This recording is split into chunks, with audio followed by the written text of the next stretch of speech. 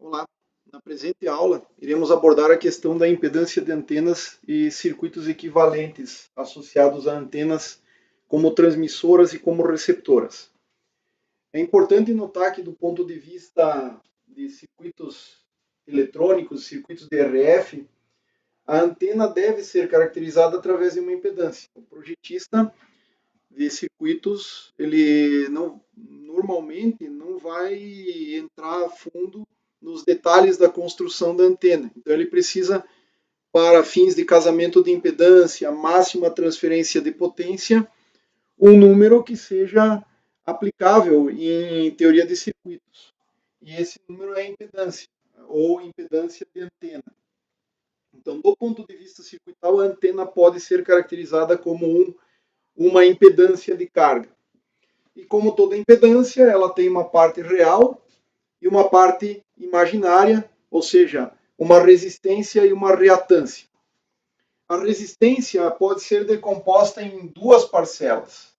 Uma parcela é a resistência de radiação, que é o que eu quero numa antena, eu quero que ela tenha bastante resistência de radiação, que ela emita bastante radiação com uma pequena corrente aplicada. Mas também existem perdas por efeito Joule, aquecimento dos condutores e tudo mais. A gente sabe que essas perdas elas diminuem proporcionalmente em proporção com relação à resistência de radiação, elas diminuem com o aumento da frequência.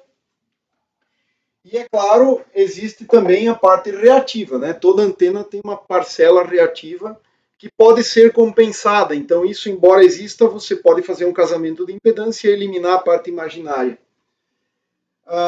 Importante mencionar que a resistência de radiação ela é diretamente associada ao campo distante, enquanto a parte de perdas e a parte de reatância, a parte imaginária da impedância, essas são diretamente associadas ao campo próximo. Então, nós temos uma contribuição do campo distante e duas contribuições aqui, uma parcela na parte real e uma parcela na parte imaginária, que vem do campo próximo.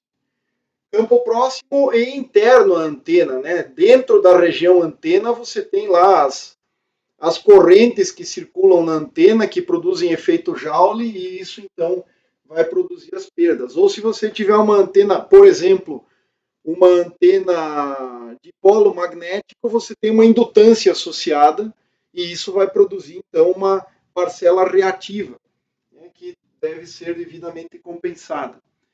É natural perceber que, como toda impedância, isso depende da frequência. Então, se você muda a frequência, esses números, tanto a parte real quanto a parte imaginária, mudam, tá certo?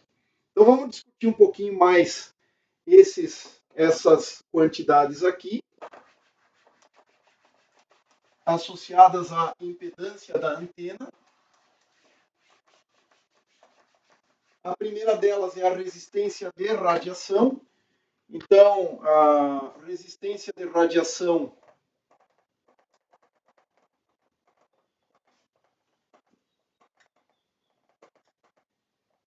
ela mensura o quanto o circuito está perdendo em termos energéticos, mas que está sendo convertido em ondas eletromagnéticas que vão para o infinito, na forma de ondas esféricas, e lá longe elas vão parecer localmente ondas planas uniformes.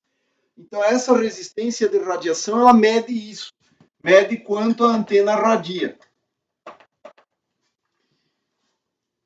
E nós sabemos, então, que a potência total radiada ela pode ser escrita como metade da resistência de radiação vezes a corrente elétrica de pico ao quadrado.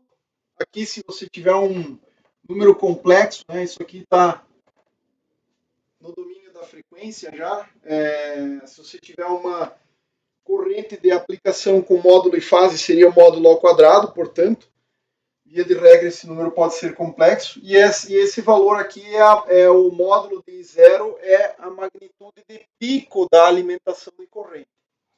Mas nós sabemos também que a potência total radiada corresponde à integral sobre todo o ângulo sólido, esse ômega aqui, não confundir com unidades de ohms, por isso é preferível escrever ohms por extenso no caso de antenas. é a integral da densidade de potência radiada como função de R θφ vezes R quadrado de ômega, que é o elemento infinitesimal de área em coordenadas esféricas e que, como a gente sabe, sempre vai vir um fator 1 sobre R quadrado da densidade de potência radiada. Isso aqui vai te dar um número, essa quantidade toda aqui depois integrada vai te dar um número em watts. Então, se nós isolarmos a resistência de radiação aqui, nós teremos simplesmente que a resistência de radiação, isto é uma fórmula, valerá 2 vezes a integral em ômega, em todo o ângulo sólido da esfera, da densidade de potência radiada pela antena, ou seja, o módulo do vetor de Poynting da radiação, R quadrado de ômega, a rigor, no limite, quando R tende a infinito, isso aqui, nós já sabemos que sempre tem o fator inverso do quadrado aqui, e tudo isso dividido, então, né, isolando a resistência de radiação, pelo módulo da corrente de pico no ponto de alimentação. Então, esta é a resistência de antena. Eventualmente, você poderia manipular a resistência de radiação alterando o ponto de alimentação dessa antena. Tá? Então, é essa a expressão geral que a gente tem para a resistência de radiação. É importante notar que essa resistência de radiação, ela é uma função, essa resistência de radiação, ela é uma função de ômega, e que para, por exemplo, um dipolo curto, é pelo menos ômega quadrado, enquanto que um dipolo magnético é ômega elevado à quarta potência. Então, para um dipolo curto,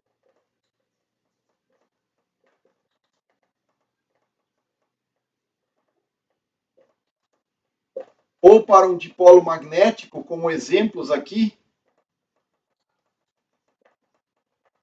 nós temos que esta resistência de radiação, ela vai proporcional a ômega quadrado d quadrado, e aí tem os fatores de velocidade da luz, tá? Mas depende do tamanho ao quadrado da antena e depende da frequência ao quadrado.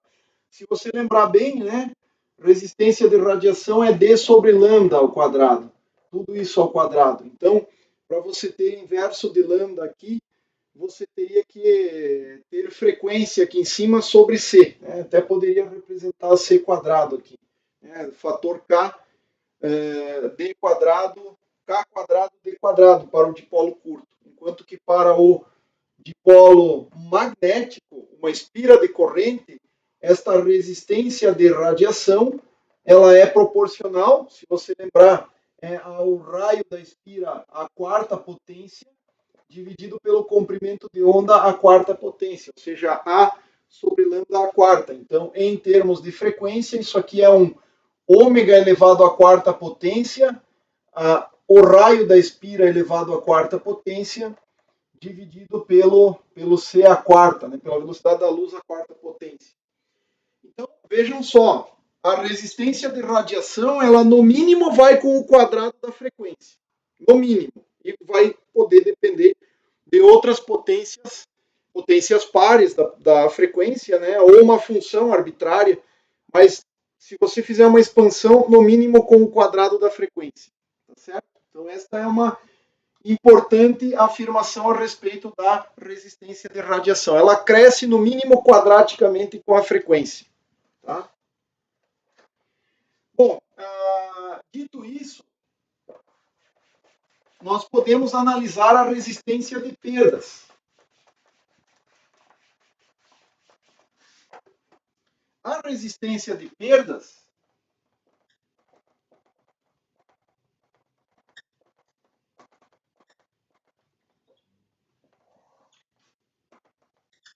R perdas está principalmente associada a efeito Joule, ao efeito de aquecimento dos condutores.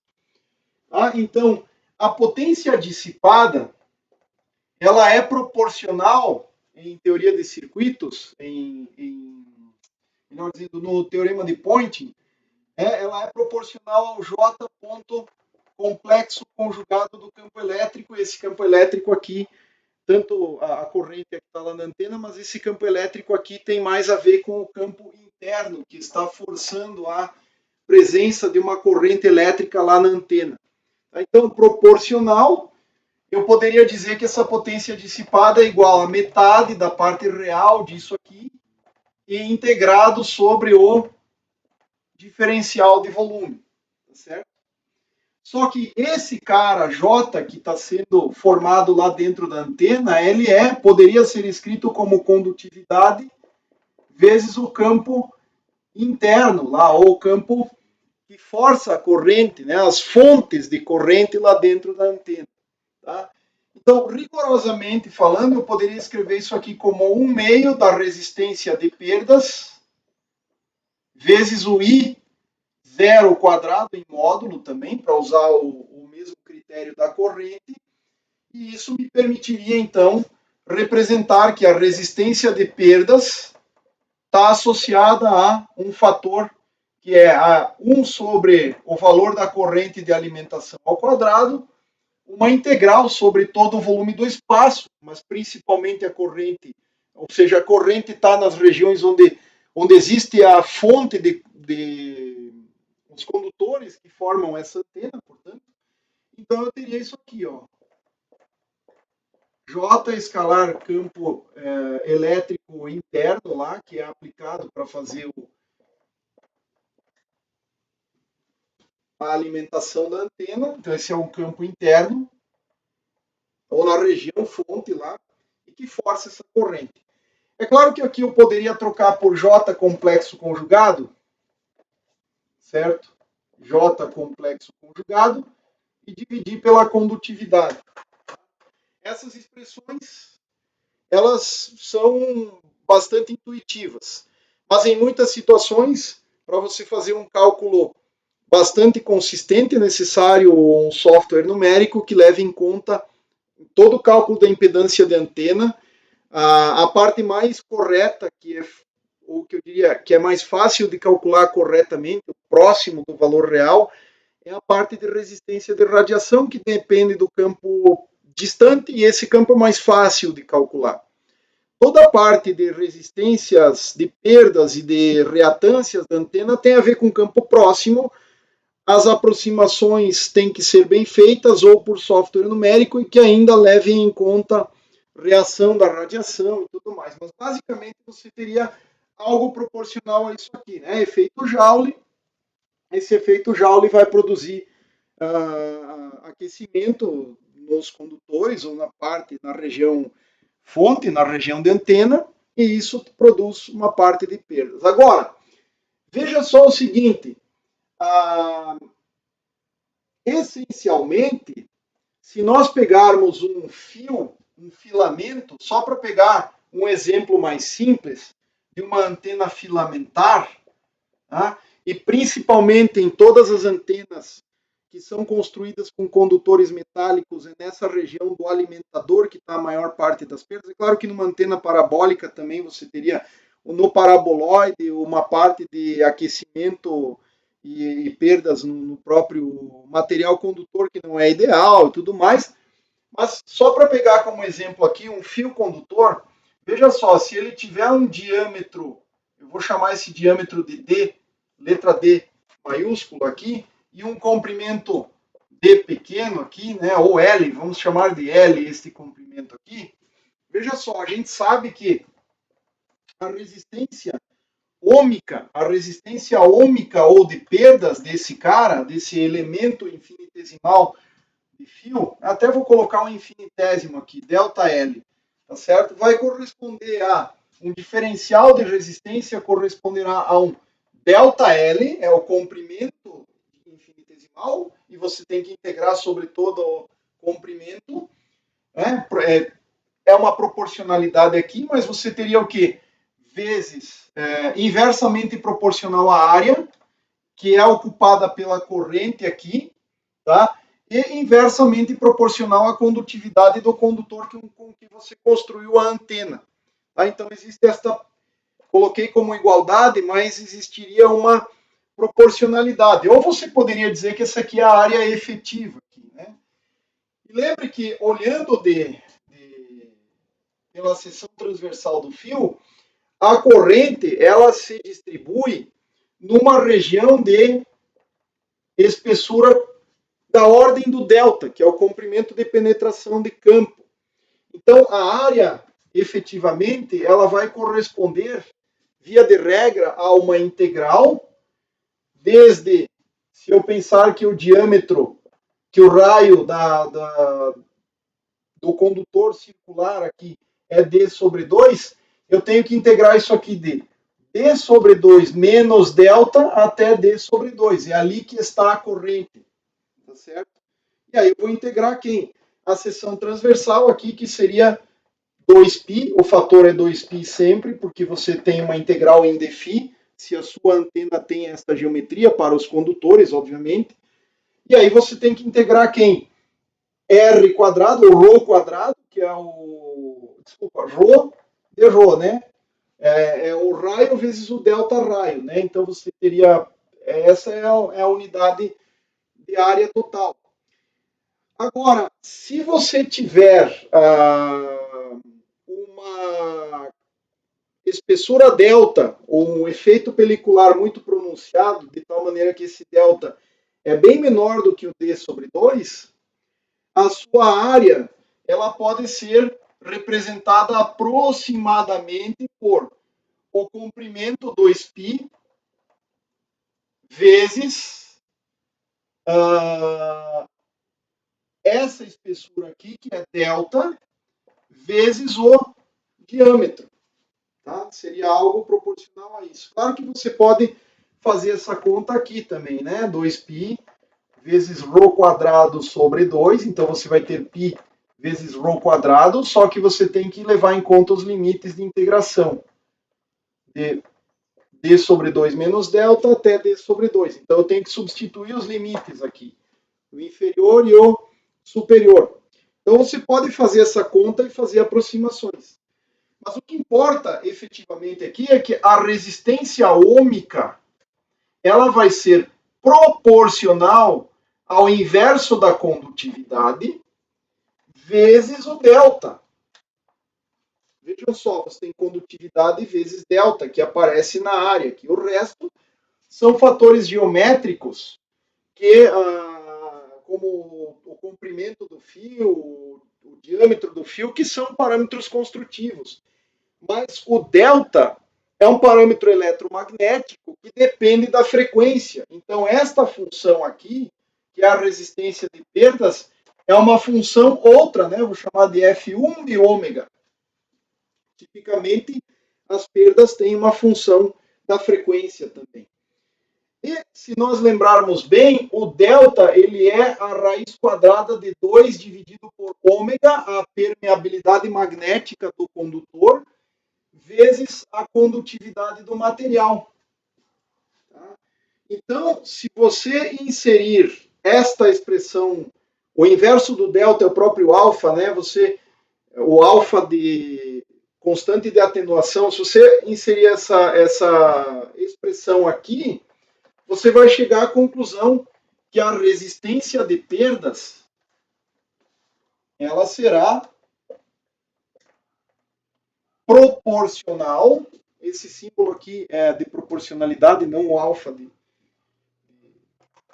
atenuação, por isso estou usando até a letra delta aqui. Se nós usarmos isso aqui, nós vamos ter isso aqui da seguinte maneira: raiz quadrada de ômega mi dividido por 2 sigma.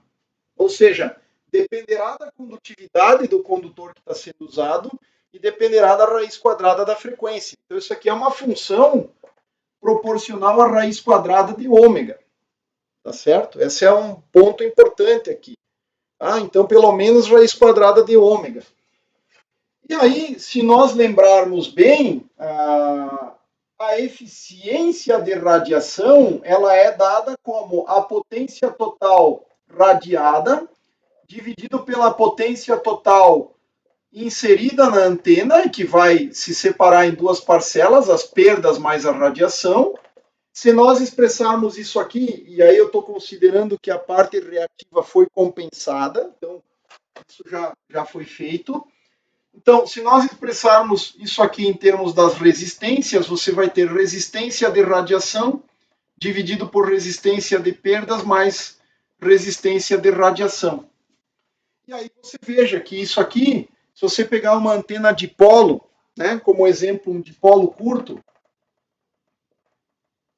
você vai ter um fator ômega quadrado em cima, com uma constante A, né, que vou chamar assim constante C1, que depende lá de várias coisas da própria antena, mas eu sei que a resistência de radiação de um dipolo vai com o quadrado da frequência, e a resistência ômica, a resistência de perdas, vai com uma outra constante, com a raiz quadrada da frequência, mais o C1 ômega quadrado. Então, veja só, em limites de frequências muito altas, o termo dominante que eu tenho que considerar é o do maior expoente, que é a resistência de radiação.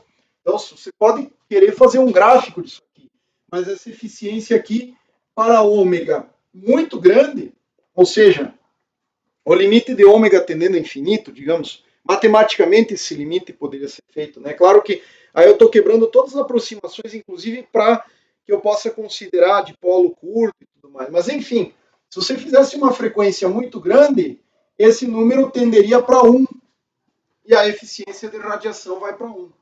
Então essa eficiência de radiação, ela é uma função que satura em 1, ela começa baixa, ela cresce e ela satura na unidade, né? Então você pode fazer esse gráfico, mas ele deve ficar com alguma cara mais ou menos assim, tendendo a 1 lá no infinito. Isso para um dipolo curto. Para um dipolo magnético, você teria a quarta potência aqui e basicamente a parte ômica continuaria com a raiz de ômega, né? Porque depende do comprimento de penetração de campo nos condutores. Basicamente depende disso. Poderia ter outras coisas aí, mas em geral é isso. Então, a resistência de perdas, ela é uma função que cresce também com a frequência, mas ela cresce mais lentamente do que a resistência de radiação. Então, em frequências muito baixas, o material com o qual a antena é fabricada, ele mais aquece do que radia, e em altas frequências é o contrário, ele perde mais energia porque ele radia do que porque ele aquece. Tá? Então, essa é a conclusão que nós temos aqui. Sempre é possível compensar a parte reativa.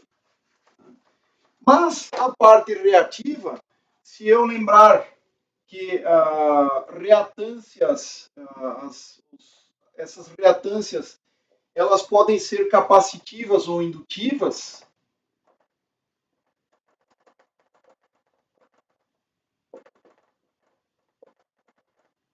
tá? A reatância capacitiva é quando esse número é menor que zero, ou seja, ele é negativo. Então, esse aqui é o caso capacitivo.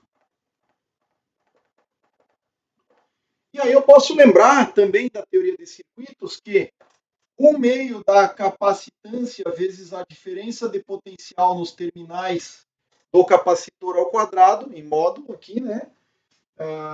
Ou esse aqui é instantâneo, né? V quadrado igual 1/2 de integral epsilon e quadrado, também valores instantâneos aqui. Então, módulo de e quadrado integrado sobre o volume. Eu posso tirar, então, o valor da capacitância para uma antena que tem cunho ou natureza capacitiva. Tá? E isso aqui vai permitir calcular da seguinte maneira. Eu terei a integral de epsilon e quadrado sobre todo o volume dividido pelo módulo da tensão ao quadrado aplicado aí nos terminais da sua antena. Um detalhe importante é que o que eu ia mencionar mesmo? Sim. Um dipolo elétrico, se ele for um dipolo curto, ele tem natureza capacitiva. Tá? Agora, um dipolo que você vá varrendo o comprimento dele a valores que extrapolam o dipolo curto, ou em outras situações, você pode ter uma inversão de comportamento, ele passa a ser indutivo. Tá? Então, depende das dimensões da antena. Mas, essencialmente, essa quantidade que é proveniente de uma energia armazenada é aquele campo que domina essa parte, é aquele campo próximo à antena. Então, basicamente, isso aqui tem efeitos de campo próximo. É energia armazenada, tá? Porque ele mede energia armazenada. O que é a energia armazenada? É aquela que não foi embora para o infinito, não foi radiada, ela está armazenada numa certa região do espaço. Tá? Então, a reatância tem a ver com campo próximo, por este fato. Tá certo? Se nós tivermos o efeito indutivo, ou seja, se esse número é positivo, eu preciso lembrar que a reatância capacitiva, né, a capacitiva X do capacitor é menos 1 sobre ômega C, vezes a capacitância. Então, se você mede esse número, você tem como extrair o valor da capacitância. Isso aqui é função da frequência. Ou, por outra, né, você poderia calcular isso aqui analiticamente, através de um software de cálculo, por exemplo, e encontrar, então, qual é o valor da reatância naquela frequência. Tá? Ao passo que o X indutivo, a reatância indutiva, ela vale ômega L. Né? E também, se nós lembrarmos na região de campo próximo a validade de teoria de circuitos, por exemplo, você poderia calcular a indutância dessa antena como 1 meio integral de μ vezes o campo magnético ao quadrado, lá na região próxima, integrada sobre o volume, de onde você tiraria, então, que a indutância valerá a integral da permeabilidade magnética vezes o campo ao quadrado. Isso aqui é volume, tá? Não é tensão, é bom lembrar desse fato. Eu usei V aqui para tensão, então vou escrever diferencial de volume, e aqui, naturalmente, dividido pela corrente de alimentação ao quadrado. Então, claro que esse campo aqui tem uma principal contribuição vinda do campo chamado campo próximo, né? Aquele campo que, se você desligar a fonte, ele vai se dissipar na forma de radiação, vai também, vou chamar assim, entre aspas, evaporar. Então, o campo distante, mesmo que você desligue a antena, ele continua existindo para sempre. O campo próximo não. O campo próximo só existe enquanto a fonte está ligada. E aí, a parte reativa, a reatância da antena, mede quanta energia está sendo armazenada localmente. Né? Mas ela é, então, uma consequência maior do campo próximo. É importante mencionar os seguintes aspectos. Tá? Já comentei bem brevemente, mas acho que não ficou tão clara a ideia. As características de radiação da antena, por conta da forma de cálculo que a gente tem adotado no potencial vetor, a região de campo distante é muito bem representada, mas a região de campo próximo depende de quão boa é a expansão dos potenciais que você faça. Tá? Então, por exemplo, na hora que você expande um E elevado a IK vetor ponto R' em séries de potências, para representar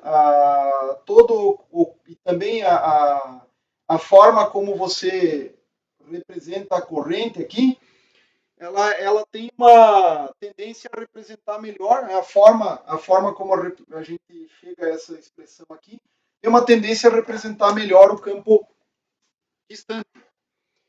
E o cálculo de campo próximo é uma das tarefas mais árduas que tem na teoria de antenas.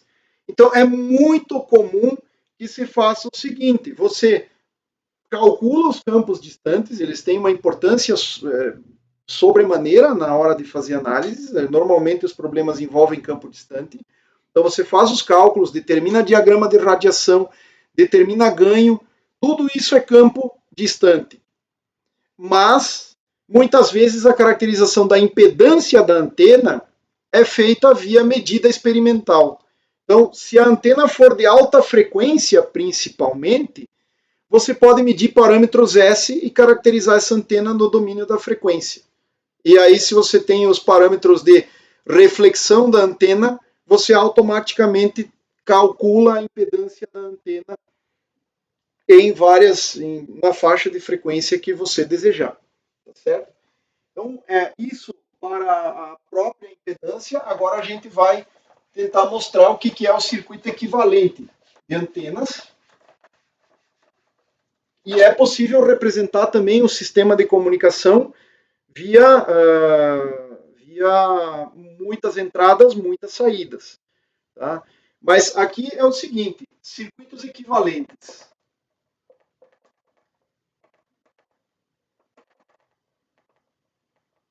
Eu tenho duas possibilidades. Uma é para antena transmissora.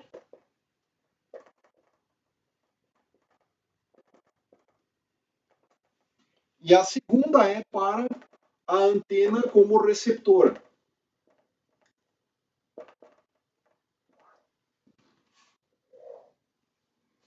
Bom, nesse caso, veja só, você tem, para a antena transmissora, você tem um gerador de sinais, você tem uma impedância associada ao gerador, que eu vou chamar de ZG, e você vai ter aqui conectada aos terminais desse gerador a sua antena. A antena é a carga. A carga no sistema é a antena. Então é um circuito muito simples, não tem nada de extraordinário. Ela entra aqui como a impedância de carga, conectada aos terminais do gerador. Então você tem uma tensão do gerador. Isso aqui pode ter linhas de transmissão para chegar até a antena. Então, se você tiver uma linha de transmissão, a antena está lá na ponta, você tem que rebater esta impedância para cá e descobrir qual é a impedância de antena vista pelo gerador. Ou, eventualmente, você já considerou todo o sistema gerador mais cabos coaxiais, etc., como essa parte do sistema, daí a antena é a terminação mesmo. Mas normalmente você pega um gerador que tem a impedância interna de 50 ohms e conecta a ele um cabo coaxial de 50 ohms. Então, visto pela antena, o gerador é os 50 ohms. A máxima transferência de potência, nesse caso aqui, é só uma revisão de circuitos, porque certamente quem está fazendo uma disciplina de antenas já viu tudo isso, se dá quando a impedância do gerador é igual ao...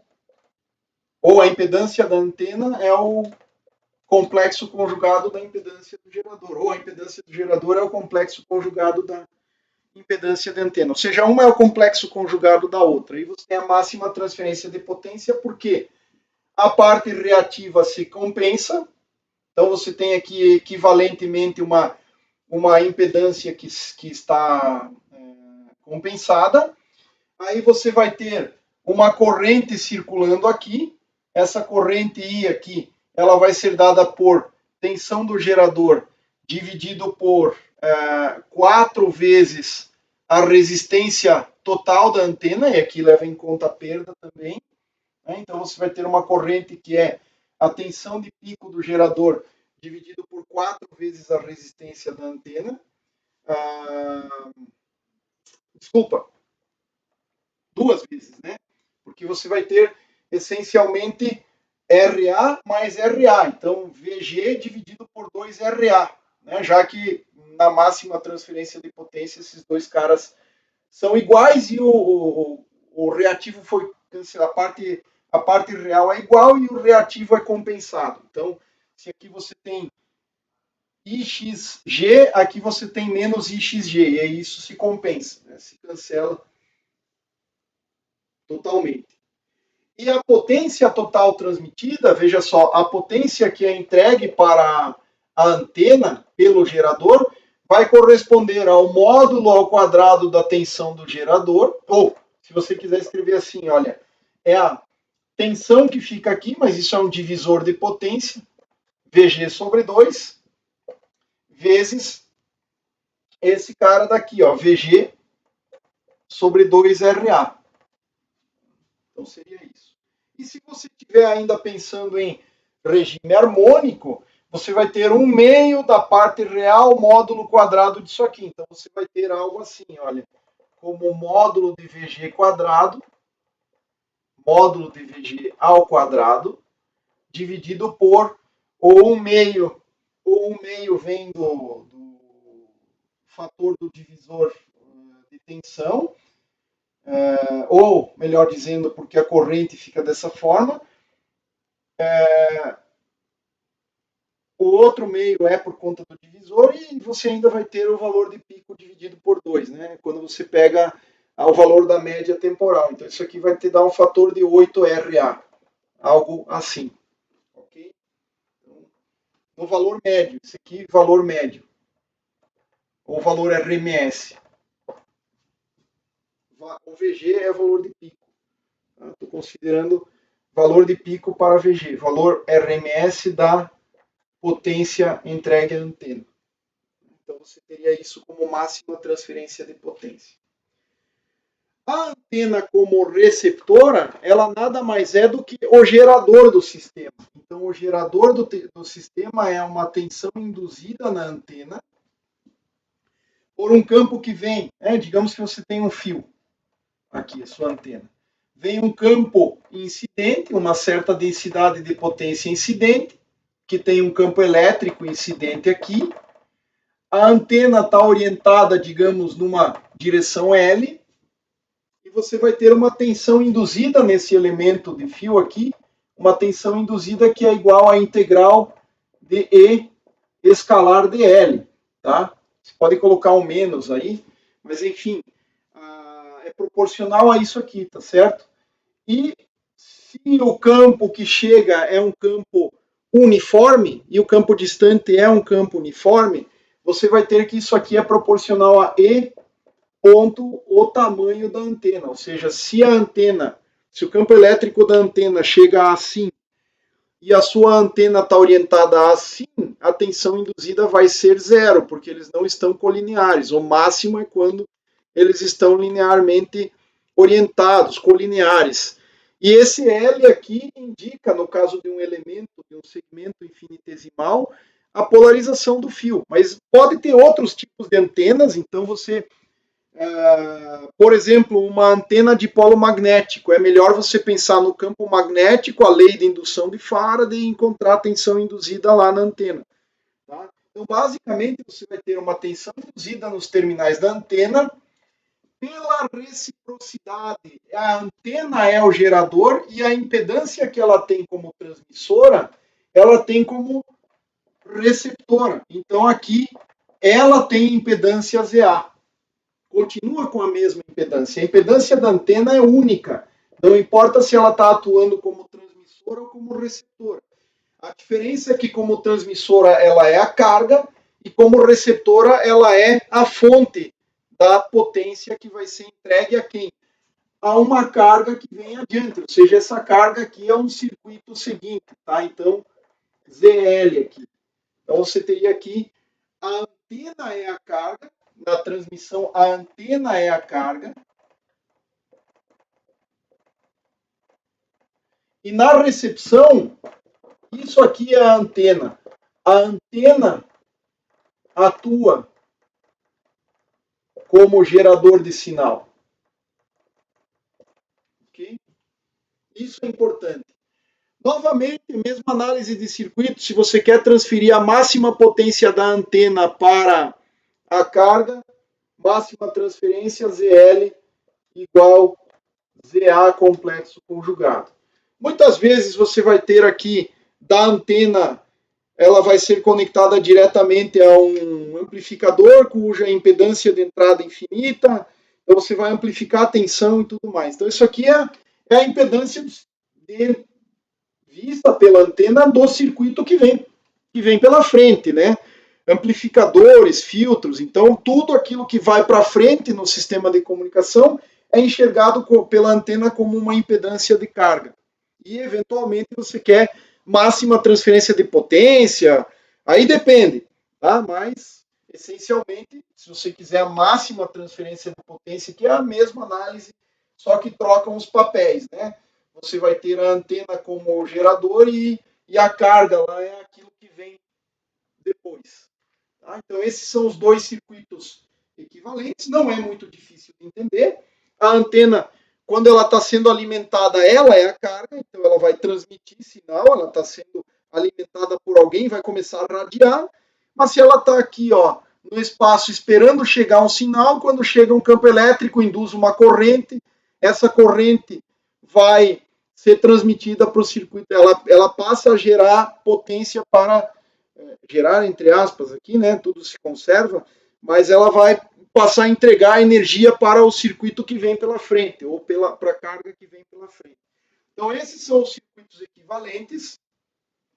Agora, o que normalmente ocorre é que as impedâncias de antena, a impedância da antena não está devidamente casada com a impedância do gerador ou com a impedância da carga que vem pela frente.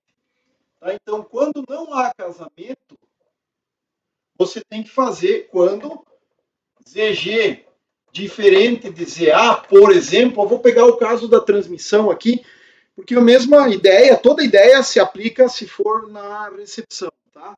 Então, quando o ZG é diferente de ZA complexo conjugado, o sistema, né, a antena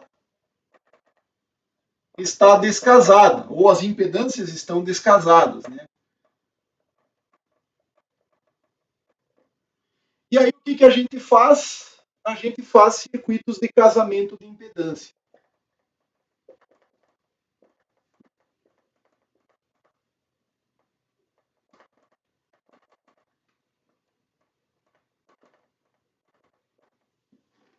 Circuitos de casamento de impedância é algo que eu vou colocar aqui, ó, no caso da antena transmissora, eu vou ter aqui, ó, o gerador. Essa impedância do gerador não é igual à da antena. Eu vou colocar um bloco a mais aqui. Esse bloco a mais é o casador de impedâncias.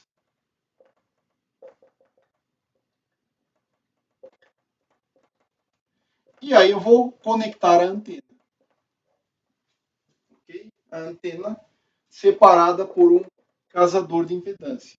E a mesma coisa se você tivesse a antena receptora, né? Aqui você teria, no lugar da tensão do gerador, é a tensão induzida na antena, a impedância da antena, o casador, e aqui a impedância de carga.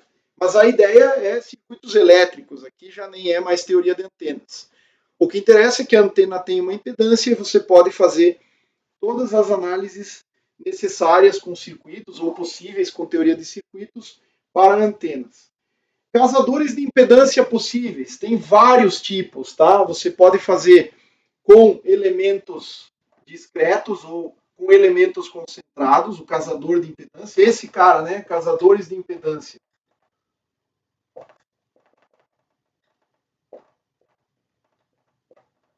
Tem duas formas principais, né? Estou pensando em casadores passivos, né? Os ativos são mais complicados, os passivos. Tem os ativos, aí vai usar transistores e tudo mais, a coisa é um pouco mais complicada. Então, nós vamos centrar mais atenção aqui em algumas ideias em casadores passivos. Em casadores passivos, você vai utilizar duas possibilidades. Uma, elementos concentrados.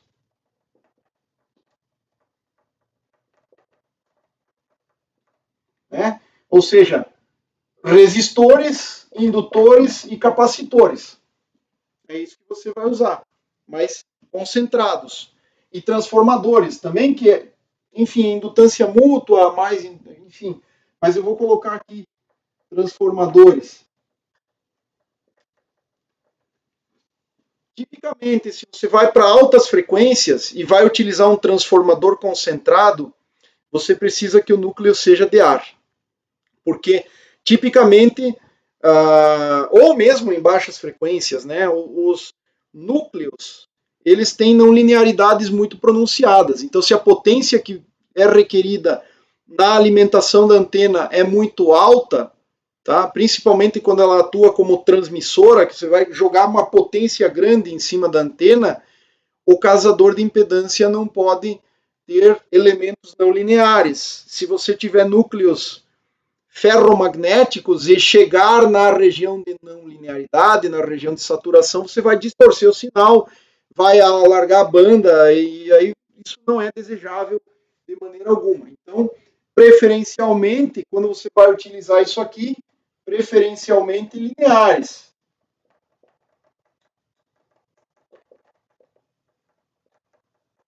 Tá? Então, transformadores com núcleos ferromagnéticos não são muito desejáveis nessa circunstância aqui. Tá? Indutores também, ou qualquer elemento que apresente não linearidades muito pronunciadas, não são adequados. E a outra possibilidade aqui é fazer o casamento de impedância com linhas de transmissão, utilizando linhas de transmissão. Mas essa aqui, você pode fazer em qualquer faixa, porém, se forem frequências muito baixas, provavelmente você precise de comprimentos grandes de linha e isso inviabiliza. O que é melhor, então, é fazer com elementos concentrados. Então, utilizando linhas de transmissão.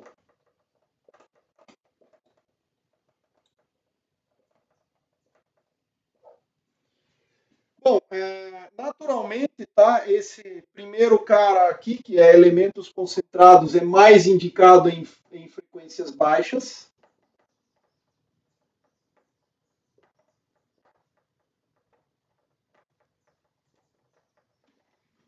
Ou seja, do VHF intermediário para baixo, né, pode até chegar nos limites. Aí, às vezes, dá para fazer em frequências mais altas também.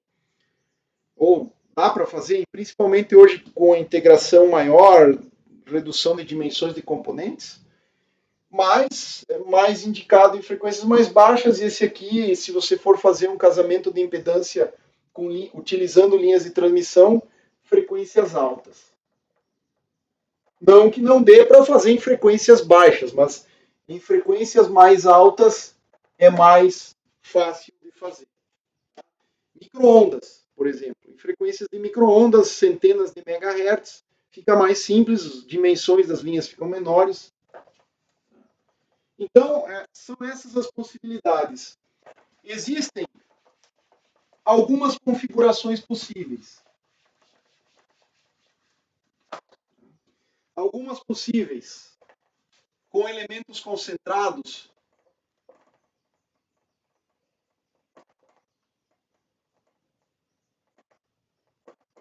O que não deixa de ser ideia, não deixa de apresentar ideias similares em linhas de transmissão, as ideias são parecidas, tá? Mas com elementos concentrados você pode ter um circuito do tipo T ou Y, né? Aí depende do gosto do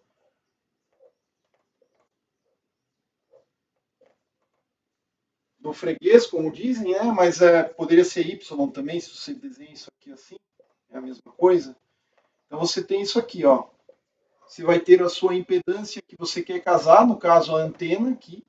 Você teria a antena, digamos, ou a carga, e aqui a antena. Então, depende de quem é a carga, né? Se a antena é transmissora, a antena é a carga.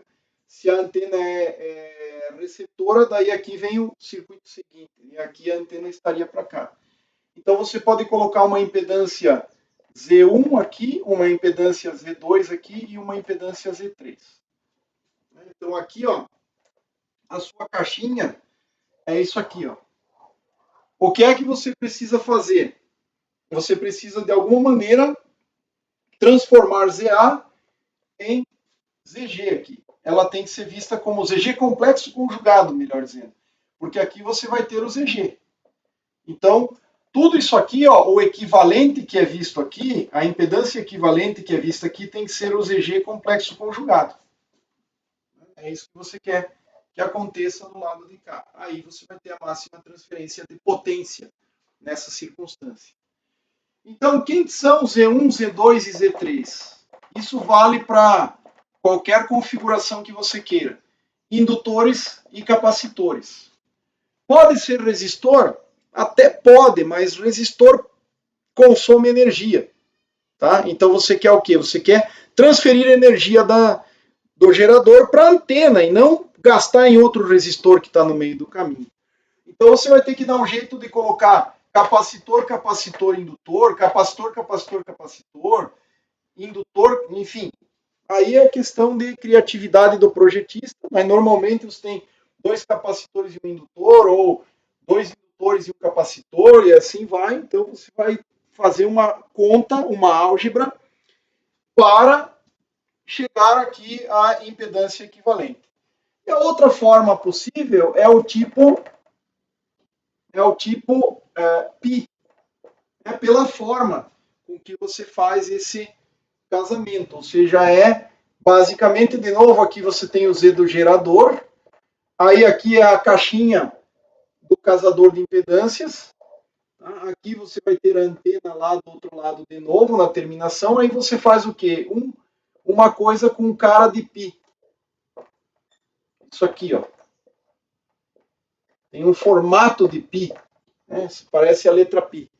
Então você vai ter aqui um Z1, um Z2 e um Z3, aqui seria a impedância de antena. E aí você tem que determinar essencialmente essa circuitaria aqui. Eu não vou entrar em mérito de cálculos disso aqui, porque isso seria uma disciplina de circuitos elétricos, coisa que, para quem trabalhará ou trabalha com antenas, já deve ter visto uma disciplina de circuitos elétricos e casamentos de impedância. Tá? Mas as técnicas de você fazer tudo que você faz com qualquer outra coisa, para antenas, as ferramentas serão as mesmas. Porque, do ponto de vista circuital, a antena é vista como carga, tem uma parte real e uma parte imaginária, e aí você vai fazer isso aqui novamente, né? Indutores e capacitores, capacitor, capacitor, indutor, ou indutor, indutor, capacitor, ou enfim, o que quer que seja aqui. Aí depende do que você está querendo compensar. Então, essas são com elementos concentrados, 2 padrões muito típicos. Uma outra possibilidade, tá, é usar transformador. Então, se você usar um transformador, eventualmente você tem uma antena aqui, ZA. Digamos que você queira compensar um reativo primeiro da antena, então você colocaria um Z1, de tal maneira a transformar essa impedância em real pura. Então, Z1 mais ZA igual uma impedância puramente real.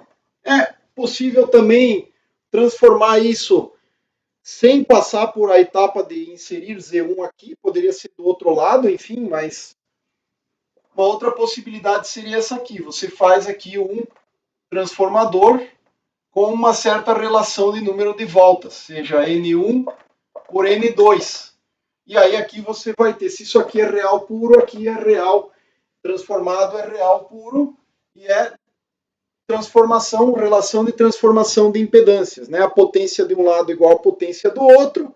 Você pode tirar suas conclusões, mas é usando transformadores. Esses transformadores aqui podem ter, na verdade, núcleos de ar, né? Então, pode ser que você faça, enfim, os enrolamentos aí é questão de construção de indutores.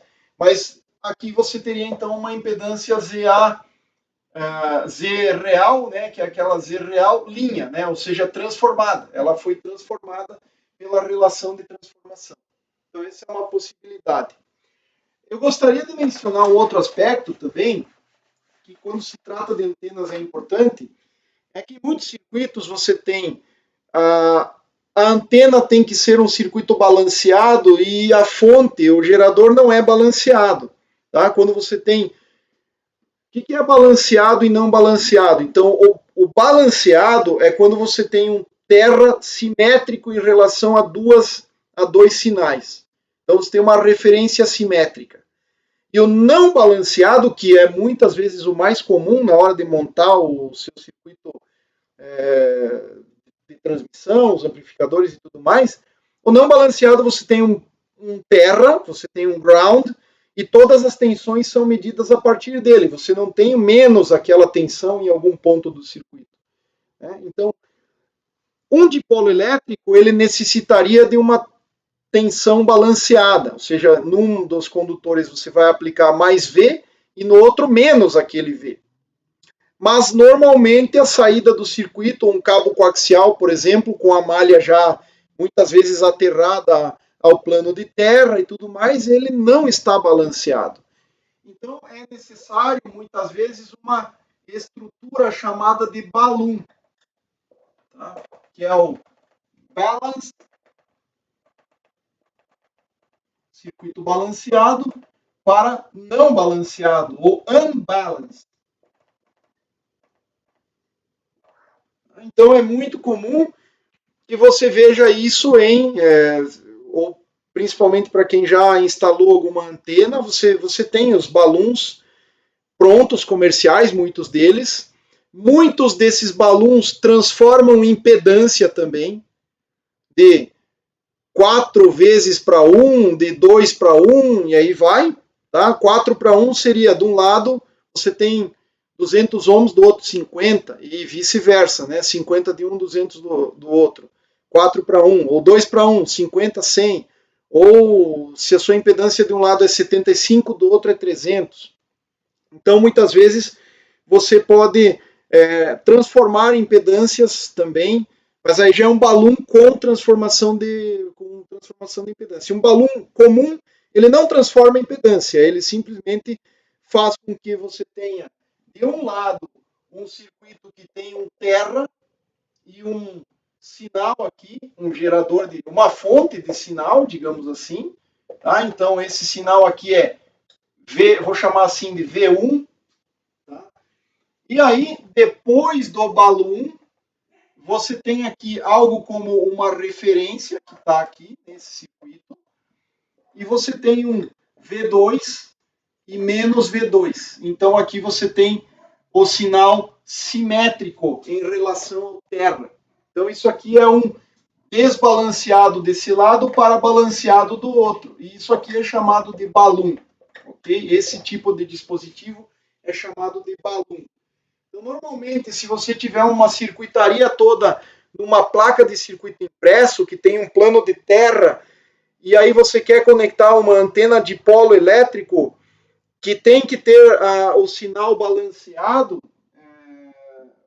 porque senão você começa a ter problemas, eventualmente, de radiação por cabos, você pode afetar o diagrama de radiação da antena. Então, se você não quer que isso aconteça, você vai aplicar num dipolo elétrico uma tensão balanceada, né? O mais e o menos V2. Esse sinal aqui é oscilante assim, o outro aqui, então, portanto, em relação ao terra, né? Esse outro aqui seria com é o negativo daquele, né? Então, você tem o sinal simétrico. Aqui é assimétrico e aqui é simétrico. Então, tem vários tipos de balões. Um que você poderia fazer muito simplesmente é um pequeno transformador, onde aqui está aterrado, aí você vem aqui com algo parecido com isso, né? Você teria isso aqui. Isso aqui é um balão de transformador.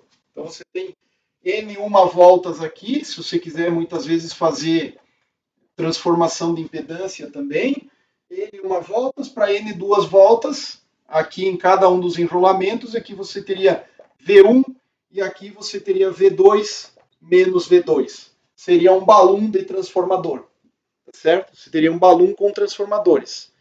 Mas é possível fazer isso com linhas de transmissão, tá? Um dos balões mais simples que você pode ter, que é muito utilizado para alimentação de dipolos, é você ter o seu cabo coaxial aqui, digamos. Então você tem a malha e o condutor interno. Esse condutor interno aqui, ele não é igual à malha normalmente, inclusive em muitos cabos coaxiais o material usado é diferente, então você tem uma assimetria de sinais aqui. O que eu vou tentar desenhar aqui um pouquinho melhor? O que acontece aqui? Tá? Você tem esse cabo coaxial aqui, eu vou representar o condutor interno por um pontilhado e a malha externa por essas linhas cheias. O que é que você faz? Você vai com ele até o dipolo, você alimenta a malha, ou você conecta um dos condutores na malha e o outro condutor no pino central. Então aqui você está alimentando um dipolo, certo? Um está na malha e o outro está no pino central. Só que você coloca aqui, ó, em volta do cabo coaxial, você coloca um cilindro metálico externo, sendo que esse cilindro metálico, neste ponto aqui, de início, ele está aterrado com a malha, tá? Então ele está aterrado com a malha, ele tá conectado com a malha do cabo coaxial, né? Esse aqui é um cabo coaxial. O condutor externo a malha vai para um dos condutores do dipolo e o outro, essa diferença de distância aqui é só por conta do desenho, tá? Mas é um dipolo, você tem um condutor para cima e outro para baixo aqui, você tem os dois condutores, você coloca a malha num e o condutor interno no outro. Só que para balancear, você simplesmente coloca um cilindro metálico externo e somente o lado de cá está conectado à malha. Tá? Essa distância aqui, tipicamente, é de 1/4 de lambda. Tá? Então veja que essas coisas elas são dependentes da frequência. Tá? Então essa é uma forma muito simples de você fazer um balão. Ok? Esse é um balão. Bom, dito isso, e que é muito importante em muitos sistemas de antenas, faltou mencionar linha de transmissão. Então, linha de transmissão, como é que eu faria o casamento de impedância com linha de transmissão? Imagine que eu tenha esse aqui é o casador de impedância. Imagine que eu tenha uma antena com uma certa impedância aqui. Digamos que a minha referência seja o terra, essa é a impedância da antena. O que eu posso fazer? Até pode ser que a antena tenha que ter um balão aqui, tá? Então, suponho que o balão é ideal aqui. Aí eu vou ter aqui a impedância da antena, sem transformar em impedância, eu vou ter a impedância de antena aqui, do lado de cá. Então, digamos, aqui é mais menos, sinal simétrico, aqui é mais terra. Então, esse aqui é um balão, mas esse balão não transforma em impedância, num primeiro momento, tá? Então, o que vai acontecer? Essa impedância aqui é complexa, eu posso colocar uma linha de transmissão de impedância característica Z0 e um stub aqui, que a impedância pode ser, vou chamar de Z01 e Z02 aqui, Z02. Esse stub aqui, ele pode ser em curto-circuito ou circuito aberto, tá certo? Ele é só um pedaço de linha de transmissão em circuitos, né? Se você fosse olhar numa placa de circuitos, você teria algo assim, com arredondamento de cantos ou não, aí depende, né, a forma como está construída, mas você teria isso aqui, ó, uma linha de transmissão aqui, aqui continua, aqui entraria para o balão, e você depois lá teria antena, mas um ponto de conexão é aqui, o outro é aqui, e aqui é uma terminação de linha de transmissão que pode estar em aberto ou em curto-circuito. Então, digamos que esteja em circuito aberto. O que você vai fazer? Nesse primeiro momento aqui, você vai ter nesse ponto aqui um Y equivalente, ou seja, uma admitância equivalente que corresponde à soma das admitâncias. 1 sobre Z02, na verdade, Z02 é a impedância característica da linha, você tem que projetar o comprimento do L2, aqui esse aqui é o comprimento do L1, nós já vamos mencionar quanto ele tem que ser, tá? Mas você teria aqui o seguinte, a admitância equivalente seria por uma transformação de impedância, eu tenho o circuito aberto aqui ele é uma impedância que eu vejo aqui, vou chamar assim de Z1, vou chamar de Z1 a impedância vista daqui, então eu teria 1 sobre Z1 mais 1 sobre o Z da antena. E o que eu quero que aconteça? Eu quero que o Y equivalente seja real puro.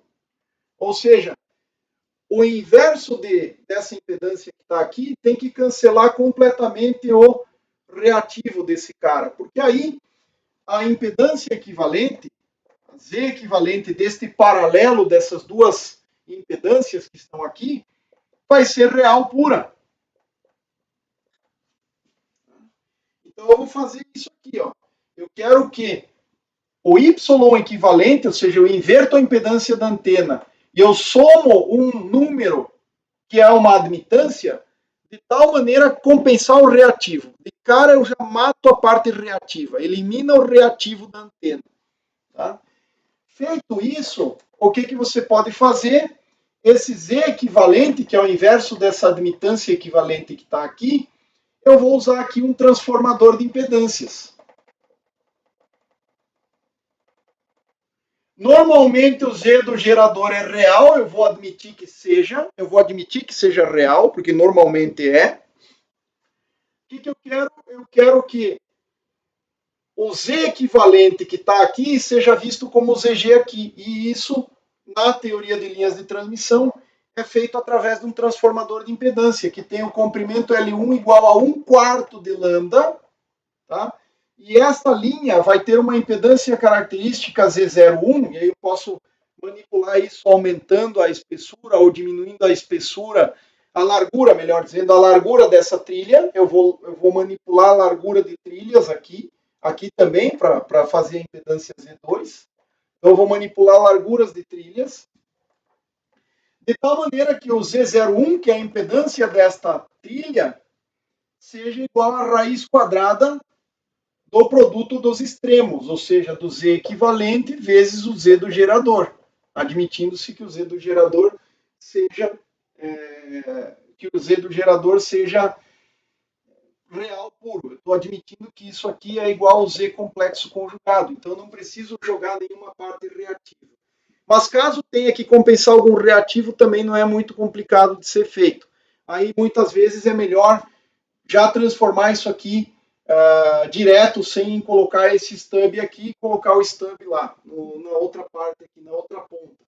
Ou então, coloca um stub aqui e coloca outro aqui, de tal maneira a compensar o reativo desse e compensar o reativo desse. E aí você tem a possibilidade de trabalhar com essas quantidades aí. Mas a essência dos transformadores de impedância, dessa parte toda aí, entra muito mais para circuitos de RF e tudo mais, análise de circuitos elétricos, se você estiver fazendo com elementos passivos, do que propriamente da teoria de antenas. É bom que você saiba que tem toda essa parte e toda essa parte de impedância, em que a antena é caracterizada como impedância, e é necessário você trabalhar esses aspectos no mundo prático. Então, uma antena, se você tiver que conectar ela a um circuito, saiba que ela é uma impedância e você deseja transferir máxima potência. Então, normalmente tem que fazer um casamento de impedâncias aí, como com qualquer outra carga que você fosse colocar na terminação ou na entrada de um circuito. Ok? Bom, por hora era isso. De impedância de antenas é um overview, na verdade, porque a disciplina propriamente de impedância, de trabalhar e manipular a impedância de antenas é praticamente que circuitos elétricos ou linhas de transmissão. Ok? Espero que tenha sido compreensível a ideia que eu queria passar e nos vemos na próxima.